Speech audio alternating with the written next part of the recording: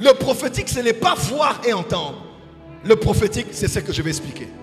Mais limiter le prophétique aux détails personnels, c'est comme limiter la farine à la fabrication du pain.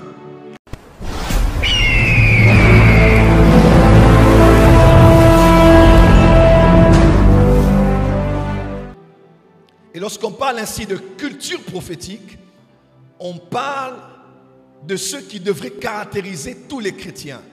Ils peuvent être baptistes, ménonites, anabaptistes, pentecôtistes, luthériens, catholiques ou autres. Mais s'ils sont des chrétiens, il y a une culture qui doit être dans l'église. C'est la culture prophétique. Dites avec moi, la culture prophétique. Encore. Voilà, quand je parle déjà de prophétique, je sais que beaucoup de gens, actuellement, avec cette grande vague de prophètes, cette grande vague de ceux qui prophétisent, tant dans le monde anglo-saxon que chez les francophones, lorsqu'on parle aujourd'hui du prophétique, beaucoup de gens ne comprennent pas bien ce que ça veut dire. Quand quelqu'un vient te voir et dit « Apprends-moi le prophétique », veut seulement dire « Apprends-moi à voir les noms, les adresses, les numéros de téléphone. Apprends-moi à voyager en esprit. » Vous allez avoir la sorcellerie comme ça. Apprends-moi à détailler ce qu'il y a dans la poche des gens, dans les sacs des gens. Et beaucoup de gens, quand on parle de prophétique, on parle directement de voyance. Quand on parle de prophétique, on parle de voir les détails de la vie des gens. Quand on parle de prophétique, on parle de commencer à dire « Je vois, j'entends, Dieu me dit » et avec détail et précision.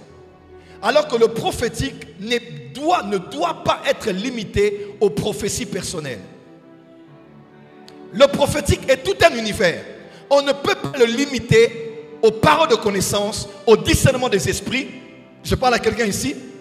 Aux détails de la vie de quelqu'un. C'est un domaine du prophétique, mais limiter le prophétique aux détails personnels, c'est comme limiter la farine à la fabrication du pain. Lorsqu'on limite la farine à fabriquer uniquement le pain, on ne comprend pas le potentiel large de la farine, parce que la farine peut t'aider à faire du pain, à faire des galettes, à faire des croissants, à faire des cakes, à faire des gâteaux, à faire des madeleines, à faire des bénis. Je peux avancer? Donc le prophétique ne peut pas être limité seulement à « je vois, j'entends ». Le prophétique est beaucoup plus large. Dis avec moi, le prophétique est large. Dis encore à ton voisin, le prophétique est large. C'est comme limiter le pétrole à la fabrication du carburant. Et pourtant, par le pétrole, on a beaucoup d'autres choses. On a les plastiques, on a les pneus, on a tant d'autres choses. Voilà pourquoi quand on parle de bâtir la culture prophétique, ne vous attendez pas d'abord à tel le culte en ayant la capacité de commencer à voir. Voilà pourquoi beaucoup de gens aiment les cultes prophétiques de moins en moins. Parce que ce sont des cultes où il y a beaucoup d'attentes et beaucoup de déceptions. Car on se dit, comme c'est un culte prophétique, on doit parler sur moi. On n'a pas parlé, j'ai aimé, mais ce n'était pas ce que je voulais. Quand on vient voir un prophète pour le prophétique, il a prié pour toi, oui. Tu as commencé à voir, je voyais flou. Le prophétique, ce n'est pas voir et entendre. Le prophétique, c'est ce que je vais expliquer. Dis à ton voisin, il faut changer notre définition du prophétique.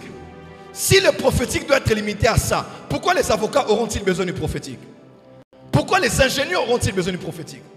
Pourquoi les politiciens auront-ils besoin du prophétique? Pourquoi les investisseurs auront-ils besoin du prophétique? Et pourtant, le prophétique, c'est pour toute l'église. Le prophétique, c'est l'accomplissement du souhait de Moïse qui disait « Puisse toute l'assemblée être composée de prophètes ». Et puisque dans toute l'église, Paul dit « Sont-ils tous prophètes ?» Non. Si on n'est pas tous prophètes, on peut néanmoins être tous prophétiques. Je vois que tes enfants deviennent prophétiques. Ta femme devient prophétique. Tes emplois deviennent prophétiques. Ton avocat devient prophétique. Ton gestionnaire de compte devient prophétique. La musique devient prophétique. La modération devient prophétique. Parce que nous sommes dans la saison de bâtir une vraie culture prophétique. Définissons le prophétique. Première définition. Le prophétique par définition est avant tout défini comme l'activité propre au prophète. On ne peut pas comprendre le prophétique en le dissociant du ministère du prophète. Le prophète L'activité liée au prophète, c'est ce qu'on appelle le prophétique. Première définition. De la même manière que, tout comme la mécanique est l'activité liée au mécanicien. La médecine est liée au médecin. La psychiatrie est liée au psychiatre.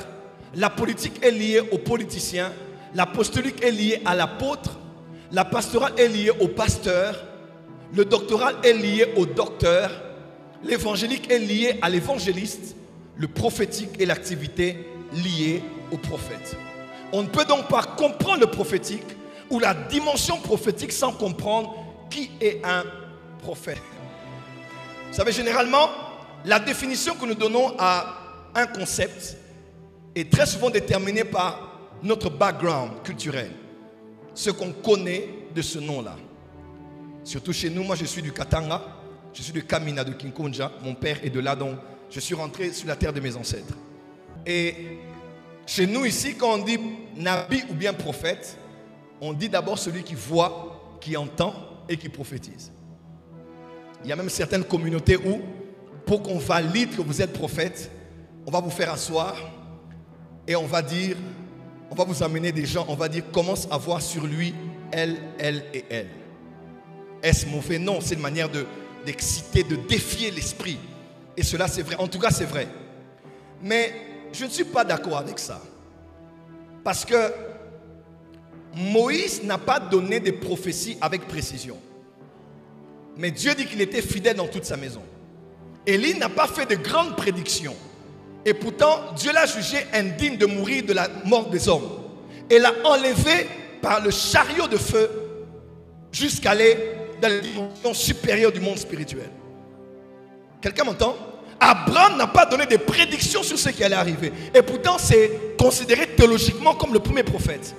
En d'autres termes, la grandeur d'un prophète n'est pas déterminée par la précision de ses prophéties ou par la grandeur et le volume de ses prophéties. Vous voyez?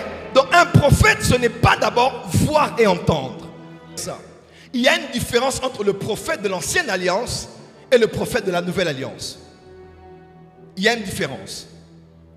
Il y a beaucoup de choses qui ont transité de l'ancienne alliance vers la nouvelle alliance parce que le prophétique reste le même. Mais il y a de l'emphase à cause de la dispensation sur ce que doit être, sur qui doit être reconnu comme prophète. Dans l'ancienne alliance, Dieu parlait par les prophètes. Hébreux 1 verset 1. Autrefois, Dieu parlait à nos pères par les prophètes. C'est par les prophètes que Dieu parlait. Exclusivement parce que le peuple n'était pas conduit par sa volonté humaine.